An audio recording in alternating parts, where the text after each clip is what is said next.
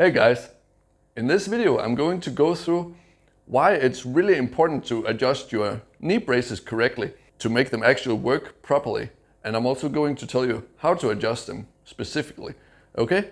I will also be going through, just for fun, measuring my own knee mobility and how much flex there is in the knee, which is very little, as you can probably imagine, and what engineering challenges that create for knee braces. And then I will talk about what the actual best protection is, and that is your riding style. And I will talk about how I learned to ride safely and practice to adjust my riding to be as safe as it can and still be fast and efficient and get some trophies in the races. And then I will talk about why you should definitely avoid the first generation knee braces, also neck braces actually, for that matter, because there's a very specific reason why. And then I will talk about the pros and cons of knee braces in general, because it's not all black and white. There are actually some issues with knee braces. And then that brings me to the next one. We will talk about the Faulkner incident where Austin Faulkner, top pro rider, he crashed in the Supercross race with knee braces and completely demolished his knees anyway. And we will talk about also Johnny Harper podcast, where he mentions that he actually had a knee injury from also wearing knee braces that the doctor said would have been less complicated if you didn't wear knee braces. But of course they do help and they do work if they are adjusted correctly in most cases. Yeah, so with that introduction out of the way, let's get started. So I will start talking about why adjusting the knee braces is so important and how it's done, okay? On the left side here, I've made a drawing of a knee brace so it fits perfectly tight in both the top and the bottom, as you would expect if it's adjusted correctly, but it's also adjusted correctly so it fits tight on the side of the knee.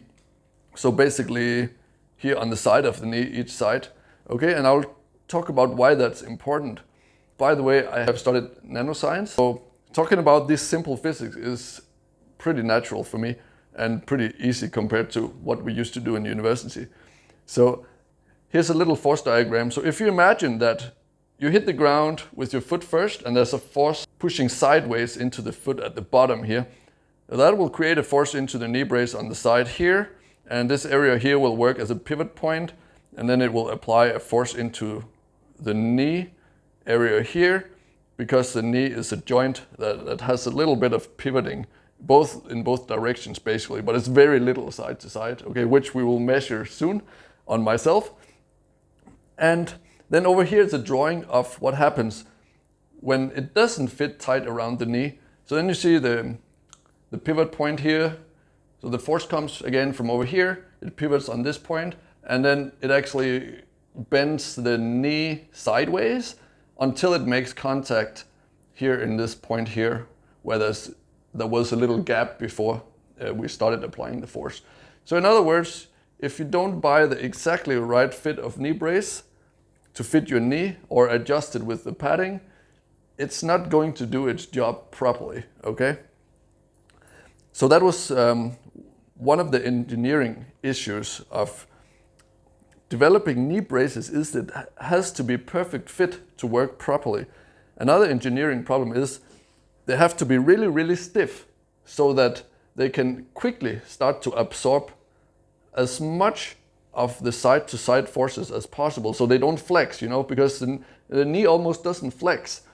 So the knee snaps at, let's say, a few degrees of angle, so the knee brace has to be so stiff that it absorbs all the forces. Okay, so now let's try something fun. Now we're going to try to measure the sideways flex in the knee, and we're going to do that by pulling my hip into the wall and then also making sure there's contact with my knee to the brick. And then we apply this digital caliper to my foot, and then we reset it when it has made contact to my foot, and then we apply a pressure hard sideways towards the right. So we're basically trying to bend the knee sideways, and we see a 3.2 millimeters of sideways bending. Now keep in mind that this amount of bending would be measured as a lot less if you measured it by the knee brace connection point. Okay, so to understand this, I made this little diagram of basically my leg here on the floor. So here's my hip, here's my knee, that's the thigh, right? Here's the shin, and here's my foot. So basically there's being put pressure here to bend my foot towards the right. So the knee bends slightly, right? So if you look at the 3.2 millimeters up here, and then you imagine we were actually measuring that bend from here. Well, that's about 1/3 of the distance from the knee. So it's basically like trigonometry. So if you multiply 0.3 by the 3.2 millimeters, that's around 1 millimeters of actual bend at the knee brace connection point, which is really important because it shows how tight the fit of the knee brace has to be in order to start the force transfer into the knee brace, because there's so little bend and flex in the knee joint. So that's a huge engineering challenge. Also, you have to consider there's a source of error in this kind of measurement, which is the deformation of the skin and the meat of the leg. So when you're actually applying the pressure into the foot here sideways, the skin is deforming at the measurement point here, pushing into the brick, right? And also like there might also be a bit of movement in the hip. So there's a couple of error sources, which means it's probably even less than a millimeter of flex that would be actually happening right here, okay? And that creates another problem. And now we're gonna talk about why you have to avoid the first generation knee braces. And that is because they became so stiff and strong, they were made basically too good. So they snapped the femur. So when you had a violent crash, your knee would be intact, but all the forces, you know, they have to go somewhere. So they just like snap the thigh bone instead. And if you are a doctor, you will know that near the thigh bone are a lot of very thick blood vessels, like big blood vessels in the body, where all the blood circulates. And if they get cut, you can basically bleed to death in a short amount of time. So definitely don't get any first generation knee braces because they are simply made too strong. Now the newer generation knee braces, they have a lot more R&D, research and development. So they are actually made to snap before they snap your thigh bone, which is really nice.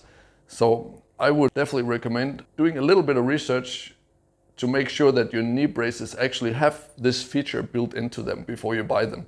It was actually a similar thing with neck braces, which I will also mention, because the first generation neck braces, which I've been an owner of, I've been using the first generation neck braces, they basically had padding that was attached to the spine. So it was basically like riding around with a brick on your spine. So if you had a fall hard on your back, it would basically just be another way of breaking your neck. You know, the brace is supposed to make you not break your neck, but if you fall on your back, it would still break your neck. So I stopped using it after I figured this out by listening to some people that had more critical thinking than myself at that point. I just trusted the company blindly that they, of course, have done the necessary research and development before putting out a product. But they didn't, both in the case of neck braces and knee braces. Okay, the next generation neck braces, they have two pads, one on each side of the spine, so they don't transfer the forces into the spine if you fall on your back, just so you know that too. So in the Johnny Hopper podcast, they've also talked a lot more about this. If you want to watch that, I'll put a link in the description below. But they really talk about it in more depth. Also, like one of the guys, he actually saw a guy die on a motocross track from a broken femur. So it is real. And I'm sure if you see that with your own eyes, it will make an impression on you and it will affect your choices probably, especially when it comes to the first generation knee braces and neck braces. Okay, now let's end the video with talking about the pros and cons. So I just made a quick list here. Overall, the pros and cons of using knee braces versus knee pads, okay? So of course, the good thing about knee braces are that they will add protection to your knee in most cases, especially if they're adjusted correctly, which is like the main point of this video, is adjust them correctly. Now let's talk about the cons. In some cases, they can result in more complex injuries. And in the case of early generation knee braces, they can be very serious injuries, such as breaking the femur, which can be basically deadly. If you think of it, a broken bone like the broken femur is like a broken bottle of glass, a glass bottle inside, and if you have a wild crash, it's gonna like cut through everything around it. So that's why that will be a problem with big blood vessels around it. Another con that many people don't think about is that these braces are not, even the new ones, they are not customized to individual bone strength. So each person has different muscle strengths, different joint strengths, different bone strengths, depending on the genetics and basically their training history. So I have like thin bones, for example. So I'm like a bit worried about using knee braces, even though I definitely believe in the concept. But I just have like, I think, thinner bones than average. Even though I've never broken a bone from motocross, but I did break my arm. I cracked my arm from just slipping on the floor running around the table when I was a kid. So that's both says that I have weak bones, but I have safe riding style. Another con is that they are difficult to adjust. So adjustability is really difficult and crucial for them to work. And then another con is that they give you a little bit less bike feel, which makes you a little bit less efficient. So some top riders such as Justin Barcia or Ryan Hughes, they have changed to ride with knee pads instead of knee braces. It's worth considering. Like, I feel really good using knee pads. And lastly, the last con is they're really expensive. So it's an investment, and if you like spend that money and you don't get everything right, they may not do the job that you're actually paying for. So that was my walkthrough of knee braces. But remember, to summarize the video, riding style is the best safety you can give yourself. Never go as fast as you can, but 99% is okay. And basically going 99% is faster than going 101% if you define 101% as making one mistake per lap, because when you make mistakes you get slower. Okay, so keep that in mind. Have a good day and see you on the next one. To watch the full version of my advanced riding videos and support the development of this channel, click the join button below and become a member. And thereby you will get access to exclusive videos where I go through the most advanced skill levels and also explaining things from a physics standpoint, because I have a background in science and thereby studying physics. So I'm able to explain actual riding technique and the mechanics of riding, also bike setup, in a way that you don't see on many other channels. Also, I share my own step-by-step methods on how I track my own progress and riding technique development. So if you're interested in that, consider becoming a member and clicking the join button. And if you like tropical island holidays, visit fitcamp5.com for my 2-time TripAdvisor award-winning training camp, where we train fitness and action sports together while learning to live a healthy lifestyle and, maybe most importantly, have fun at the same time. And if you're really serious about improving yourself, you should definitely check out my full online courses, where I share step-by-step programs on how I develop my own routines over the last 12 years as a CEO working in 4 different countries, while being a successful competitive athlete with more than 20 years of experience in fitness and nutrition. Check the link in the description for that. And in any case, thank you so much for watching. Have a great day, be awesome, believe in yourself, and see you on the next one.